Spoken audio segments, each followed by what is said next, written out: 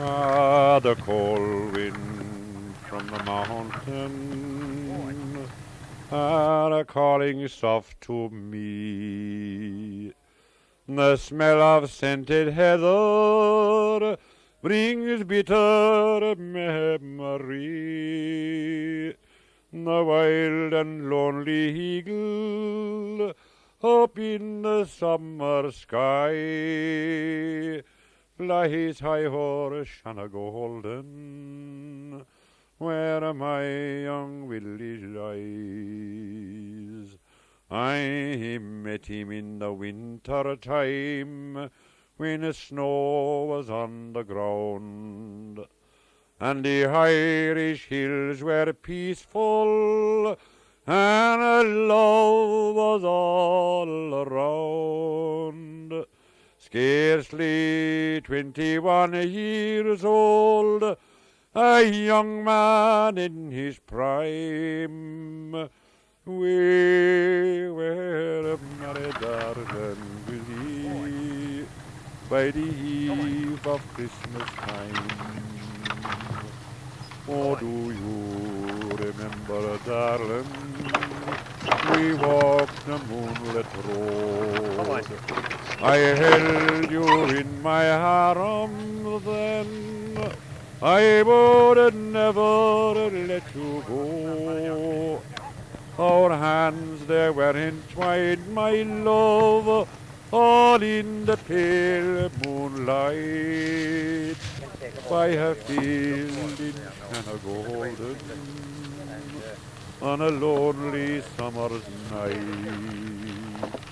Ah, then came the call to Haram's low, and the hills they were aflame. Down from the silent mountain, the Saxon stranger came. I held you in my arms then, my young heart wild with fear. In a field near Shanna golden, in the springtime of the year. Stop.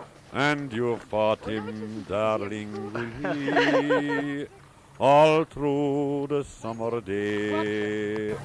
I heard the rifle firing in the mountain far away. I held you in my arms, love, your blood ran free and bright, and you died in Shanna golden on a lonely summer's night. Ah, but that was long ago, my love. Now our sun grows fine and tall. The hills they are at peace again, the Saxon stranger gone. We'll place a red rose on your grave by the silvery pale moonlight, and we'll think of Shanna golden on a lonely summer's night. Right, so ladies and gentlemen, for months, most of it organising it, getting teams together, getting sponsorship, organising food, and getting the whole programme together. So we're very fortunate, as I said, to have a man like Paul Kennelly. I described him yesterday in Radio Kerry as the David Bellamy of Finoog and of Kerry and indeed of Ireland. He knows more about the bog than anybody around the place.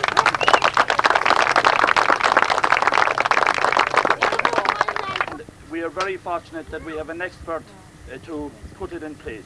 So now I'll hand you over to Paul Kennelly, who is going to take the programme from here. Now, could I just ask you to cooperate fully with Paul, because any teacher wouldn't like to have this type of task organised, 5 or 6 teams to get it going here, and again, spreading turf and laying it out, again, demands a lot of cooperation. And there are pikes and schlons and spades around there. So again, the children, I would like if the parents could keep the children away from the pikes and the schlons and so on. It's much easier to strip that fog than to stop talking. But anyway, listen, we'll start. We'll putt for about an hour. We have about 6 teams, including a ladies team from right here. Good. Hip hip. For about an hour. Then, what we'll do next is we'll have a little walk around the bog, around the perimeter of the bog, and if any, after that.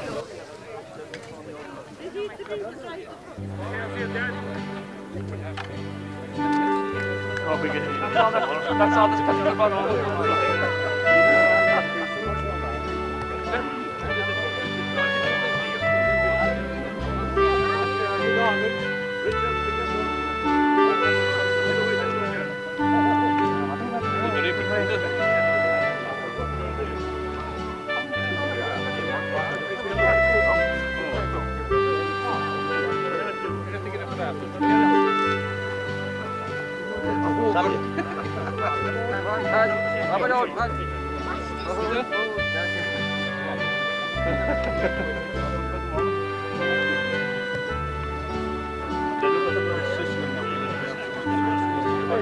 Wat geen doen dit, wat is het?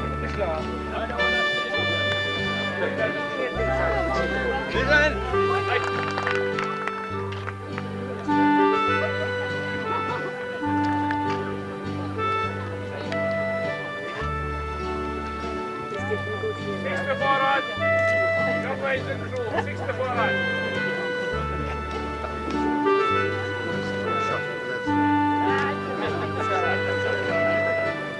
Now we know only be getting better.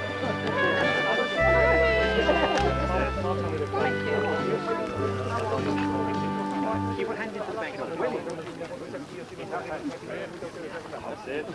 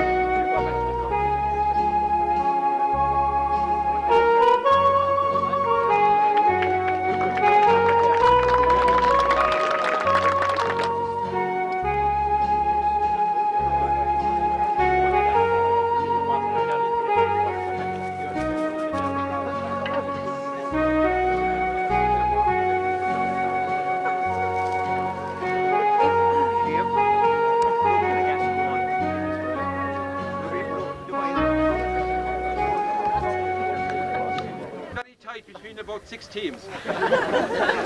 But Paul has decided now that while the judging is going ahead, and there's a very important job to be done down here on the left as well to get the tea ready, we'll go on the walk. So Paul will, it's about 20 minutes long. Everybody will be guaranteed to get back here again for the tea time for the tea. So we're going that way. Either way.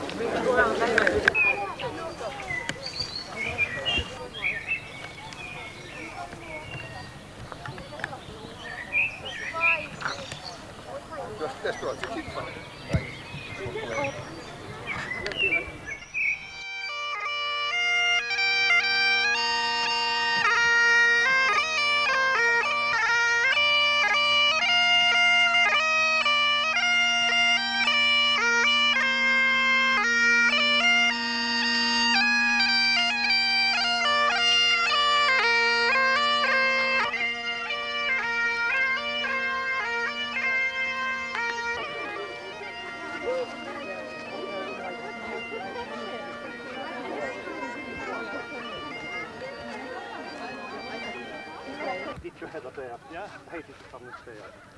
And we got on the circle then. And there's a lovely space.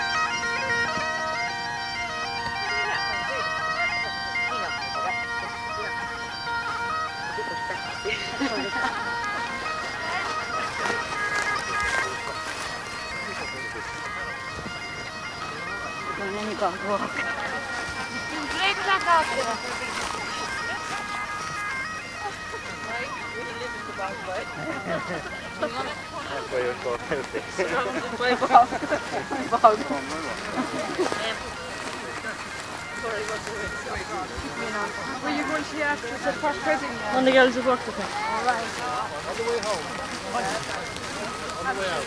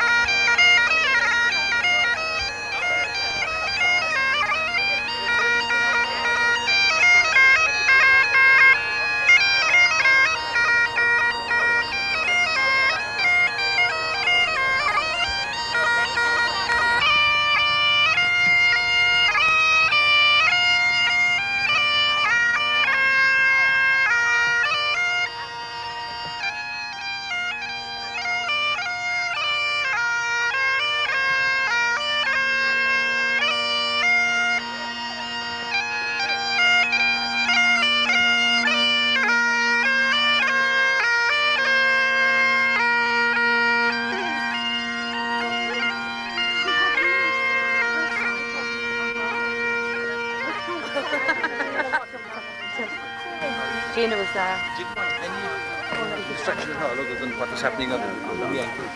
Yeah. Folks, we forgot to tell you that we'll now take the collection here. If you thought we got you out here for the good of your health this morning, you were desperate. No, just on this coming walking through the bog that some people mightn't be too familiar with what happens here, or with the flora and the fauna. I don't think there's too many birds flying around this morning. But Paul is an absolute expert on all the things, the plants that grow here. He isn't, but he is. So just the common ones that you might see as you pass by, for those who haven't, have never before seen them, might know the names, and who have seen them but never thought of asking about the name. Paul will just give you just a fast few words on them. We were just coming up there now, the sundew, the little lad that catches a fly. He's everywhere.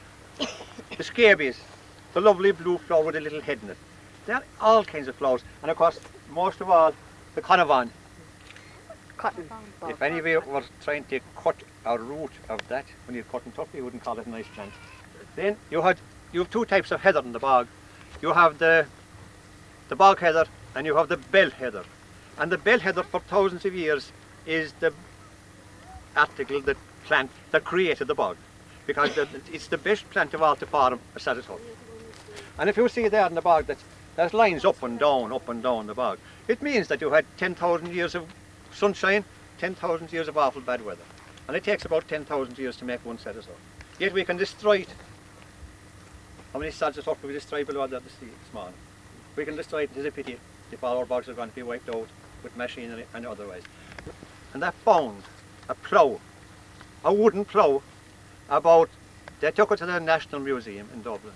It was 1,200 years old.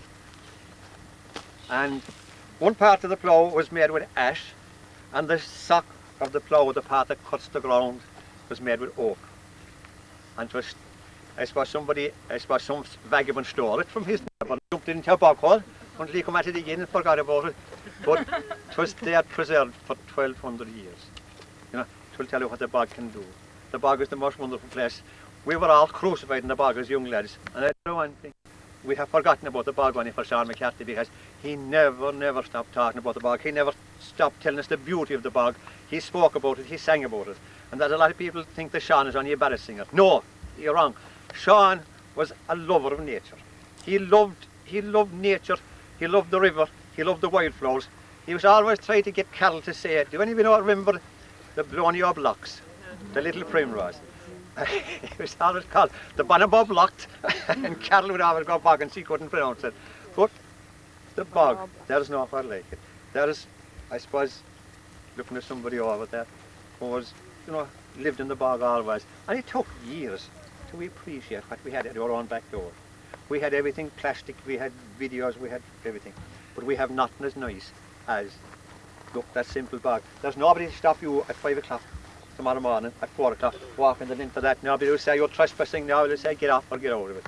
They'd be delighted to see you. I think it's one of the loveliest places on earth. No, it is almost tea time. And of course the perfume from the bog sallia. You see a man over there that I met on top of the mountain over in Wishcott the other day with the glasses. We were watching the hen harriers. There's no hen harriers here. There was the lark, and the lark generally goes up at 12 o'clock. But when the crowd are around, he's shy. He'll go up again at 3. Lift, lift, lift at 12 o'clock, and you don't need no watch. No, we'll continue on. The next stop we'll have, a lot of people might just like for 1 second to see it, Sean McCarthy's bog. I often cut up with him, so there's several of the lads there cut up with him. He'd give you a day, you'd give Sean a day. In the good old days when we were cutting with the Sláine. We'll stop below at his bog just for a second, and then we'll proceed cautiously for the tea. Paul.